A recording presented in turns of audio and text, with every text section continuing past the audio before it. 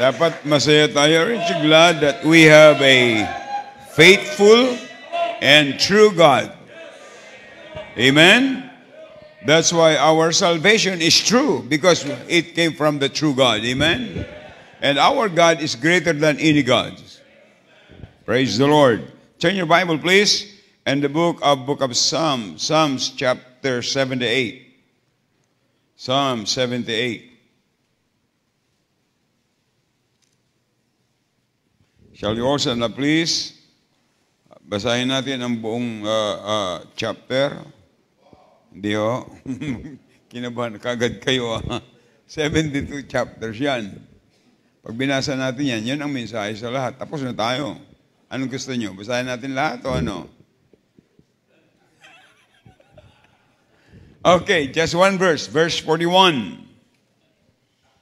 Basahin natin sabay-sabay. Ready, go. Ye, they turned back and tempted God and limited the Holy One of Israel. Dakilang Diyos, salamat po sa salita nyo na aming binasa.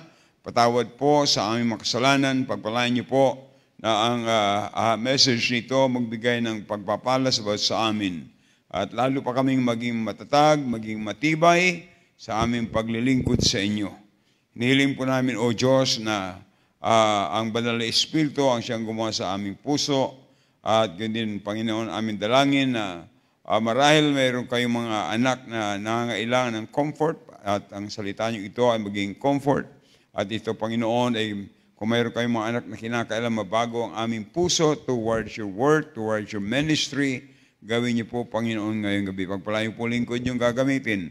Sa inyong sarili, wala akong magagawa. So please, Lord, empower me now. In Jesus' name we pray. Amen. Amen. Thank you. Be seated, please. Ang Old Testament, lagi ko sinasabi na yan ay particularly para po yan sa bayan ng Israel. Pero it is always applicable. Yan po ang church sa Old Testament, but Jesus built His own church in the New Testament. Na sabi niya, upon this rock I will build my church.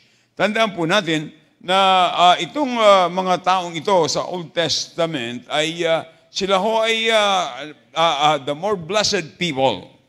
Sapagkat sila ang bayan ng Panginoon. Pero pag pinag-aralan niyo po itong chapter 28 ng Book of Psalms, this is the chapter that you will find that the Israelites, that they turned, it was mentioned here 3 times, that they turned back from God. Sila ho ay tumalikod sa Diyos. That's why turning back is one that the most cowardly and faithless act that anyone can do. Hindi ho dapat tayo tumalikod sa Diyos. Pag tumalikod ka sa Diyos, tinalakuran mo ang pagpapala. Kung gusto nyo makita po sa Psalms chapter 78, just to pass by, ay yung pong una, they turn back on the day of battle. Alam nyo mga kapatid, dito sa mundong ito, tayo ay nakikipagbaka. May labanan dito. Pero ang kaaway natin dito ay hindi yung mga miyembro. Dapat ang mga miyembro ay nagmamahalan, dapat ang church ay we are united. Mayroon tayong one mind. At sabi ng Bible na, let this mind be in you. And that's the mind of God. What is the mind of God? Luke 19:10. For the Son of Man come to seek and to save that which was lost. The mind of God is to save the world. But Satan's mind is to take people to hell. Kaya yung mga Kristiyano, those Christians who are not involved in soul winning, they are the ones sending people to hell. Are you listening? So the first thing is they turn back on the day of battle. Yung pangalawa po, they turn back and refuse to go forward into the promised land. Can you imagine how the Lord loved Israelites people, the Jewish people? They came from Egypt. Pagtapos ay sinamahan ng Panginoon, binuksan ng Panginoon yung Red Sea, and they crossed the Red Sea with God. And then God's plan for them is not only to cross the Red Sea, but God's design for them is to go to reach the promised land. But for them to reach the promised land, they need to cross the Jordan River. But because of their unbelief, yung kanilang kawalan ng pananampalataya, mga kapatid, napakaganda kung tayo gagawin natin sa Panginoon. Paniwalaan lang natin ang kanyang sinabi, sumampalataya tayo sa Panginoon. How did we get saved? Sabi ng Bible, sumampalataya ka sa buong puso. Sabi ng Bible, mayroon kang kapatawaran sa buhay na walang hanggan. Believe on the Lord Jesus Christ and thou shalt be saved. Why? Just believe. And you need to receive Him in your heart as your personal Savior. And the Bible declares that your sins were forgiven and you have eternal life and you become a member of the family of God, that when you die, you are going to heaven.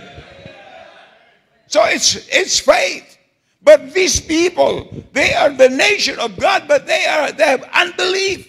The only reason that they were not able to reach the promised land because of their unbelief. Mga kapatid, mayroon tayong pakikipagbaka dito. Alam niyo ang kalaban natin? Yung ating sarili. The greatest enemy we have is ourselves. Tingnan mo doon sa salamin, sa mirror. Yun ang kaaway mo talaga. Kaya, so, I said, number one, they turned back on the day of battle.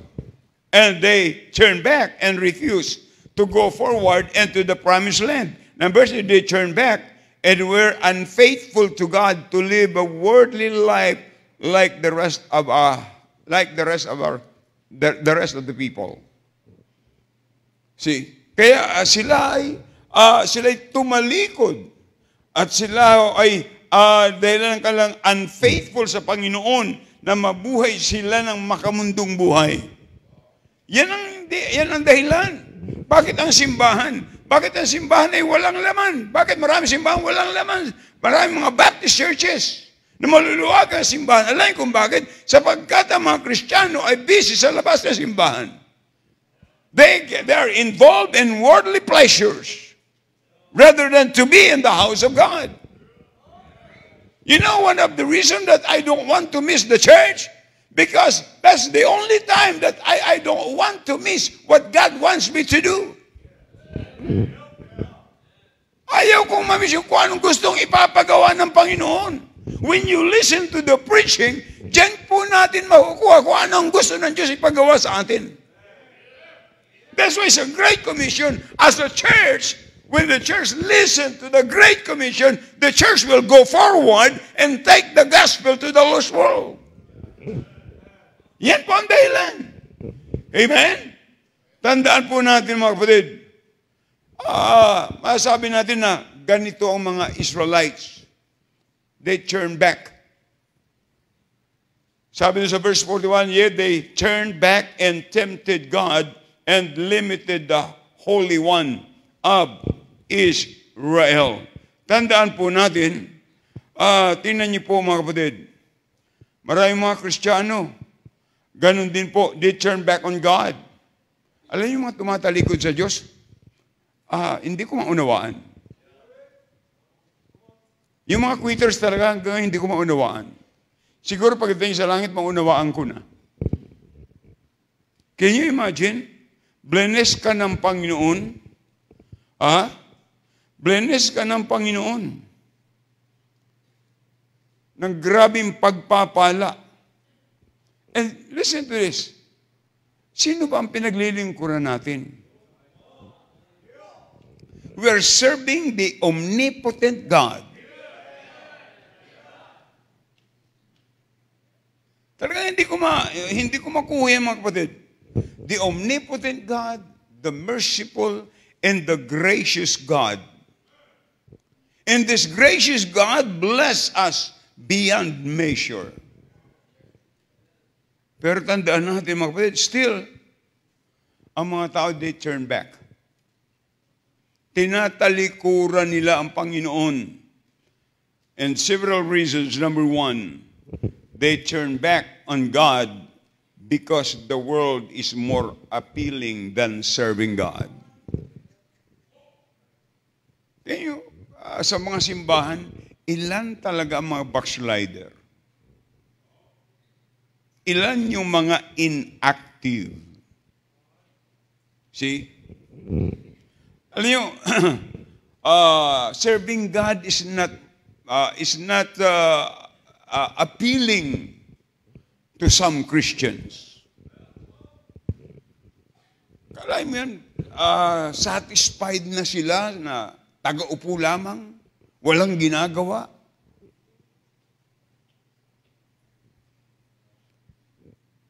Pagkatapos sasabihin nila, nagta-tithes naman ako. Ang Diyos ba, mga kapatid? Mababayaran ng ating tithes? Okay ka lang kahit wala kang magagawa? Hindi po ganun eh. Are you listening? Tandaan po natin, mas marami ang benefit ng paglilingkod sa Diyos kaysa mamuhay ka ng buhay makasanglibutan. Amen? Mas marami po ang benefit. Tandaan po natin. Well, sa iba, living a worldly life, sabi nila, masaya sila. Pero at the end of that, lugi ka. Akalain mo yan, giinom ng alak, pambira ngayon, yung vaping, pambira, grabe yun. Kanila, pag sila nag-vaping, talagang hindi nila alam na lason yun. Yun ang sisira ng baga mo. Pero ngayon, Kristiyano pa rin na hindi talaga maalis ang paninigarilyo. Mga kapatid, dapat maunawaan po natin yan. Amen? Ano ang ipinangako ng mundo sa buhay ng Kristiyano? Walang ipinangako maganda eh. Kundi sirain ang ating buhay. Are you listening? Kaya kailangan meron kang decision. Tapos si Joshua, anong decision niya?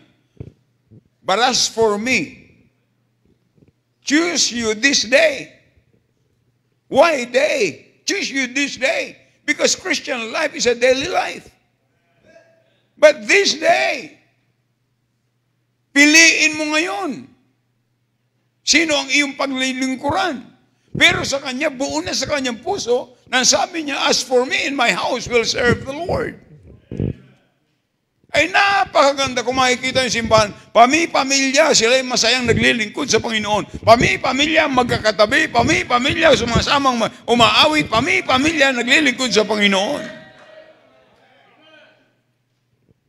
Yan ang magandang makita, mga kapatid. Tandaan po natin, serving God brings joy and gladness. But this world will just destroy your life. So, they turn back on God because the world is more appealing than serving God. Number two, they turn back because the battle was too hard. Kaya sila ay tumatalikod kasi sa kanila ay ang pakikipagbaka ay grabe. Kala meron kang Kristiyanong maririnig mo na, Pastor, talagang hirap alisin yung paninigarilyo.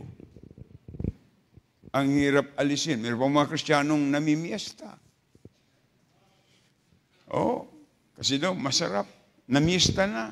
Nag-request pa kung anong gusto niya. Meron ba kayong kaldereta? Grabe, no? Baptist yun. Mga kapatid, talagang, kaya mabagal na tayo ay hindi makapagdala ng kaluluwa sa Panginoon. Sapagkat hindi nakikita ng tao yung difference. Ano ang kaibahan natin? Sino yung nag-testimony na sabi niya,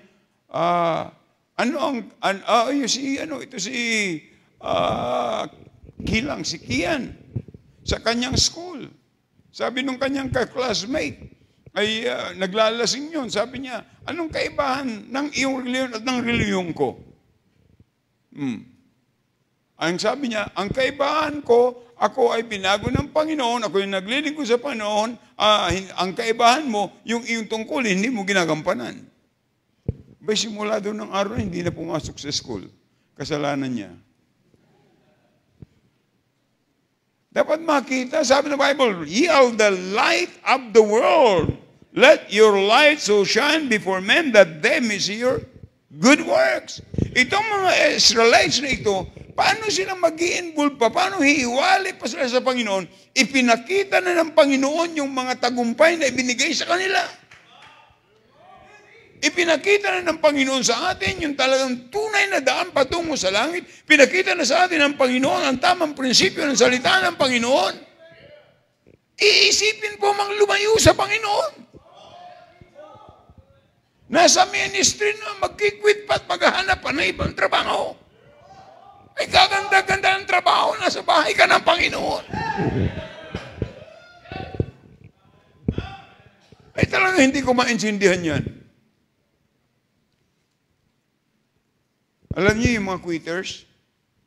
Alam mo, nakaka-apekto yan sa iba.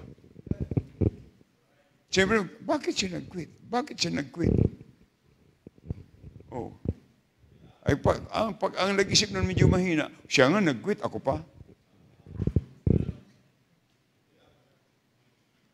Tandaan natin mga kapatid, ang paglilingkod sa Diyos, serving God is not easy. That's why we need the Word of God. That's why we need the power of the Holy Spirit. That's why we need the church. That's why we need to grow in our faith. Kailangan po natin yan. Ha? Tandaan po natin, hindi po madali ang lumago sa Panginoon. Hindi madali. Pero mas maganda, gradual. Salvation is instant. But growth is gradual. Hindi ka agad lalago. Saan ka nakita nung ipinanganak ay nagtatakbo na? Ano yan, kabayo? Ha? Tandaan po natin mga kapatid, alam niyo ba na ang Diyos, God wants to invest in your life and in my life. But how can God invest in our life? You are not proving yet. Eh, lagi kang ang late sa simbahan. O, paano ang Diyos mag-i-invest sa iyo? Hindi ka nagbabasa ng Bible. Hindi ko alam kung nagpipray ka pa rin. Paano mag-i-invest ang Panginoon sa buhay mo? Patunay, alam niyo sabi ko anong linggo, God wants to bless you. Wala po sa isip ng Diyos, wala sa plano ng Diyos na sirahin niya ang buhay natin. Pag nasira ang buhay mo, hindi ang kasalanan ng Diyos. Kasalanan mo yan sapagkat tumalikod ka sa Panginoon.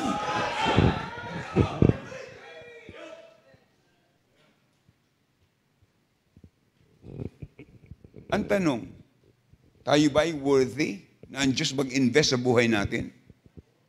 Mapapagkatiwalaan ba tayo? Tandaan natin mga kapatid, serving the Lord, it produces blessing in your life, joy, and eternal reward. Yun ang kagandahan ng paglilingkod sa Panginoon. You say, you serve the world, what you get is loss, emptiness, and enmity with God. Kalahin mo yan, kaaway ka ng Panginoon? Ano sabi ng Panginoon? Ang Diyos ba kasama doon sa mga nag-quit? Mga tumatalikod sa Kanya? Tingnan nyo sa Hebrews chapter 10. Hebrews chapter 10 and verse 39. Ayan. Ang sabi ng Bible, but we are not of them who what? Drew back unto perdition, but of them that believe to the saving of the soul. Hindi ang Panginoon para doon sa mga tumatalikod sa Kanya. Are you listening? Hindi siya doon. Hindi natin kasama. Kaya ka tumalikod, somebody influence you. Kaya mo iniwanan yung ministry sapagkat may nag-influence sa iyo. Tandaan po natin mga kapatid, mahalaga kung sino nag-influence siya. The greatest influence in our life is the influence of the Word of God. Ito ang pinakamaganda.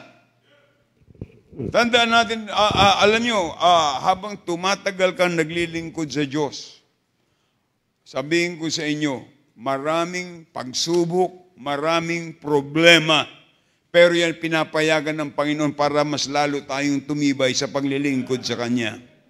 Amen? Bakit ka pa atras samantalang habang naglilingkod ka sa Diyos, marami nang inihanda ang Panginoon sa iyo na pagpapala? Akalain mo yan? Pag tumigil ka, yun ang nawala sa iyo. Are you listening? Hindi madali ang buhay ng Kristiyano. Pero exciting. Sapagkat tayo ay lumalakad ayon sa pananampalataya. We walk by faith. We serve God by faith. It's all by faith. For without faith, it is impossible to please God. I said, number one, they turn back on God because the world is more appealing than serving God. Number two, they turn back because the battle was too hard. Number three, they turn back for a life of sin. Tandaan po natin, tingnan niyo, ating paglilingkod sa Diyos, ang matagal na panahon, isang kasalanan lang. Tandaan po natin, tayo tatalikod na sa Kanya because we love the pleasure of sin. Hindi ho dapat. Ang pinakamaganda, mahalin natin ang Panginoon. Amen? Tandaan po natin, the pleasure of sin brings a life of heartache. Tingnan niyo mga kapatid, yung mga nagtalikod, nasaan na sila. Pero alam niyo ho, maganda rin silang makabalik. Makabalik. Nais ng Diyos na sila'y bumalik. Pero it's a great warning to us as a Christian. Huwag mong talikuran ng Diyos. Siya ang nagbigay ng buhay sa iyo eh. Siya ang nagligtas sa iyo. Binigay yung buhay niya para sa iyo. Huwag mo siyang talikuran. Are you listening? Kaya itong kasiyahan sa mundo, pansamantala lang yan. Pero yung ating ginagawa sa Panginoon ay eternal. Huwag nating hiwalayan yan. Amen. Kaya dapat tayo ay maging active. Tuwing bukas ang simbahan, you need to be in the house of God. Mayroon tayong soul winning, get involved. Get involved. Because when you get involved, the next step that you are going to do is you are going to invest. And when you invest in the Lord's work, when you invest your life in the Lord's work, I'm telling you, your faith will increase. Everything in your life will increase. And that's why you are going to enjoy serving God. Magiging masaya ka nang naglilingkod sa Panginoon. And then the last one is, many have turned back for the sake of making money. Yan. For the sake of making money. Yan ang dahilan. Tandaan po natin, maraming mga mananampalataya sapagkat akala nila tumatalikod, iniwanan ang paglilingkod sa Diyos, minahal yung trabaho kaysa Panginoon. Ang tanong, sinong nagbigay ng trabaho? Sinong nagbigay ng business? Alam sabi ni J.C. Penney, si J.C. Penney ay siya ay talagang giver siya sa gawain, believer siya, nag-witness siya. Pagkatapos, sabi niya, iniimbitahan niya sa, yung isang wini-witnessan niya, iniimbitahan niya ng Sunday, please come to our church. Oh, I have no time. I'm too busy. May a business. Sabi ni J.C. Penney, so you are more busy than God? Because He is God, but He is in church on Sunday. Kalaan mo yan? Pag wala ka sa church paglinggo, mas busy ka pa kayo sa Panginoon. See? Are you more busy than God? Dapat, mga tatay, buong pamilya dapat na simbahan. ilid nyo inyong pamilya, dalhin nyo yung simbahan. Amen? Sapagkat akala nila, mas mahalaga yung pera kaysa paglilingkod sa Diyos. Sabi ng Bible, seek ye first the kingdom of God and His righteousness, and all these things shall be added unto you. Sinong ganun? Si Balaam. Ito, sabi ng Biblia, sa 1 Peter or 2 Peter chapter 2, verse 10. 2 Peter chapter 2. And verse 10, ano sabi ng Bible? Chapter 2 and verse 10. And 2 Peter or 1 Peter? No. I think it is first.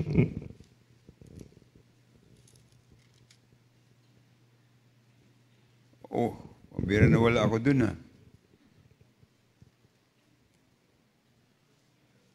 ha? 1 Peter 2:15. 2 Peter 2:15.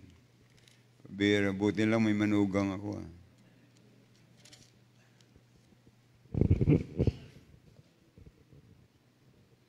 Oh, yes.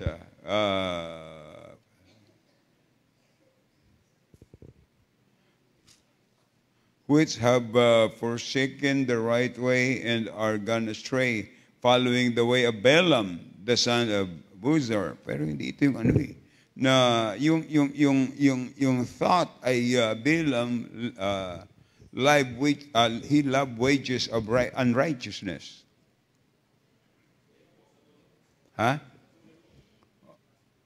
Oh, yeah, that's right. Which have forsaken the right way and are gone astray, following the way of Balaam, the son of Buzor, who loved the wages of unrighteousness.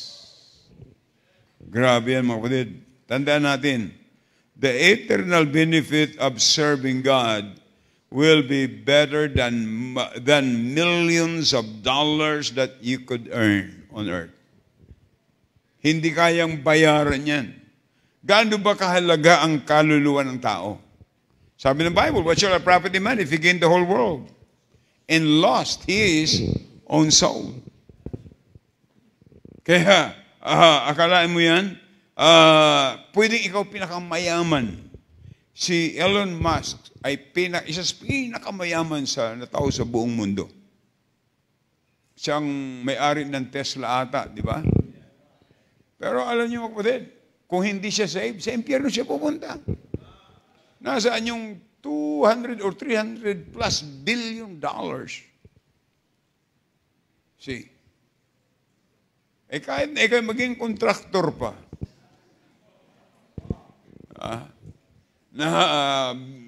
magkaroon ka ng kotse na 40 cars and 29 is imported. Nabibili mo lang gawa ng payong sa loob. You die without Christ, you go to hell. Pero kahit nang walang bagay na mga kapatid, anything na natutugunan ng Diyos ang ating pangangailangan, mga kapatid, yung sobra dyan ay bonus na ng Panginoon. Huwag nating ipagpalit yung kayamanan ng mundo sa paglilingkod sa Panginoon. O tingnan nyo, kanina, maulan. Pero nandito kayo. Why? Because you love God more than anything. You know that Wednesday is a Wednesday night, there's a prayer meeting, you need to be in the house of God. That's why you are here. Akalaan mo yan na, tingnan nyo, paano kang pagpapalain ng Diyos? Yung mga Sunday morning, yung Sunday ay sa Panginoon, kinukuha mo po yung kalahati. Samantalang binigyan ka na ng 6 days.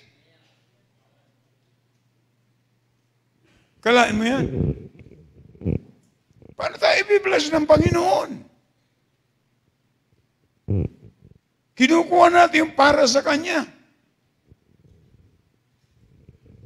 Ganun ba ang trato natin sa Diyos? Panginoon, panglinggo ng umaga ka lang sa buhay ko. Alam mo yan? Panglinggo ng umaga ka lang, Panginoon. O kaya panglinggo ng gabi ka lang, Panginoon. O kaya pang Wednesday ka lang, Panginoon, sa buhay ko. Ganun ba yun? Samantalang siya nagbibigay ng buhay sa atin. Mga kapatid, dapat makuha natin yung message na ito. Ang sabi ng Biblia sa 1 Timothy, I think that's 1 Timothy 6:10. For the love of money is what? There's nothing wrong of having money. But when you fall in love with money, it will destroy your life. Amen? Tandaan po natin mga kapatid, ang fulfillment ng paglilingkod sa Diyos at ang fulfillment ng purpose ng buhay mo ay yung ikaw ay maging in love ka sa Panginoon at ang pinakamaganda, ibigin mo yung minamahal ng Panginoon. Ang love ng Diyos ang mga kaluluwa ng tao. That's why He gave His life. Can you imagine? Tingnan nyo, minsan may dumadaan sa buhay natin na pagsubok. Pero tingnan yung ginawa ng Panginoon sa initan. Ikaw ayaw ng init. Konting init lang, gusto mo payong na. Ang Panginoon kainitan, nakatipan, nakapako. Tapos nung siya nilalatigo, sabi, 49 stripes. Pagkatapos, alam niyo ba yung panlatigong yun? Ay merong, hindi ko alam kung gaano kahabang yung tinik. Pagkatapos, paglatigong ganyan, tapos hinahatak ganyan. Tiniis yun ng Panginoon.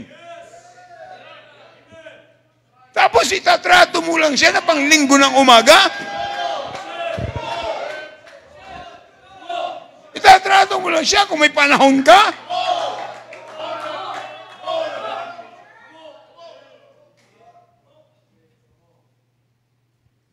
Tayo nga dapat ipako dun eh.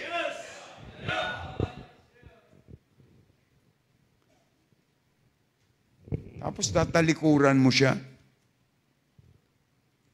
Ito mga kapatid, think it with me. Are you saying that what you are turning to is better than God? Yung pupuntahan mo ba pagtalikod mo sa Diyos, mas maganda kaysa Panginoon?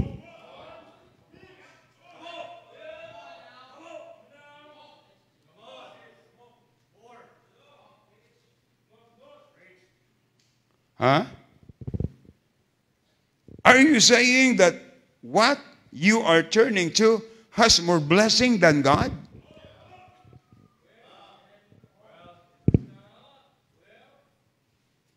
Are you saying that what you are turning to has more power than God?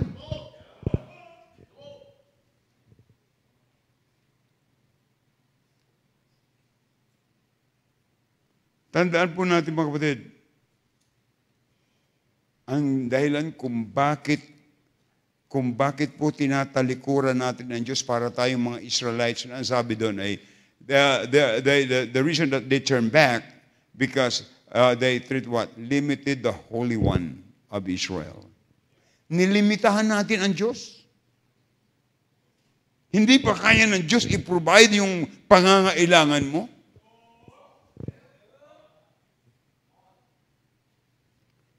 Mga kapatid,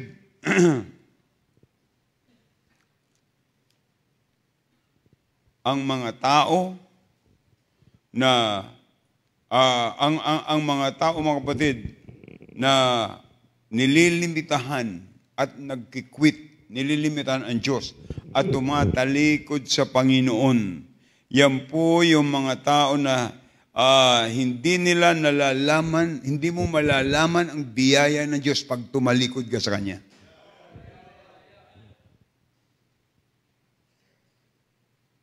Mayroong inihandang biyaya ang Panginoon. Kaya tandaan natin, walang tagumpay sa mga umaatras at tumatalikod.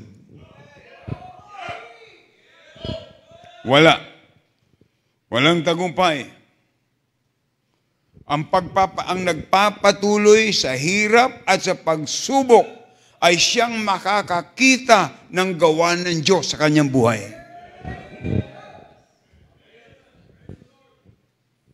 Yan po.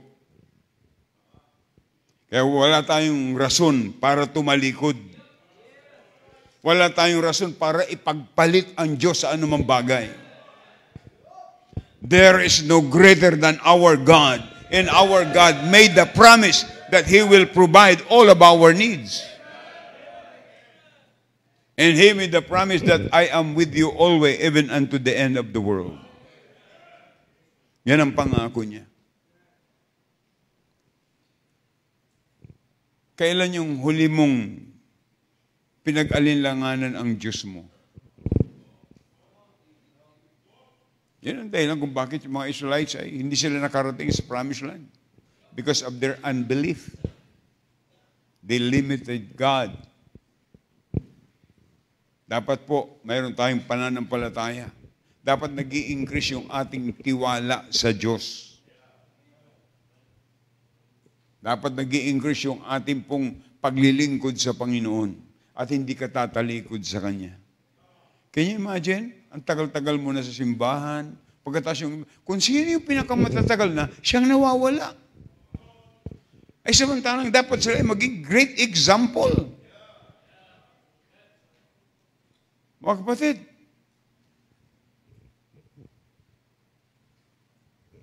matutunan nating lumapit sa Panginoon. Gaano ba ang iyong pananampalataya sa Kanya? Sa Kanya bilang iyong Diyos at iyong tagapagligtas. Tandaan po natin mga kapatid, walang tagumpay pagka umatras ka sa Diyos. Wala. Walang tagumpay pag sumuko ka. Pastor, hindi mo naiintindihan ang problema ko. Tandaan natin, is your problem greater than your God? Come unto me, all ye that labor and heavy laden, and I will give you rest. You have no reason to turn back. Tayo pamigis tayong lahat.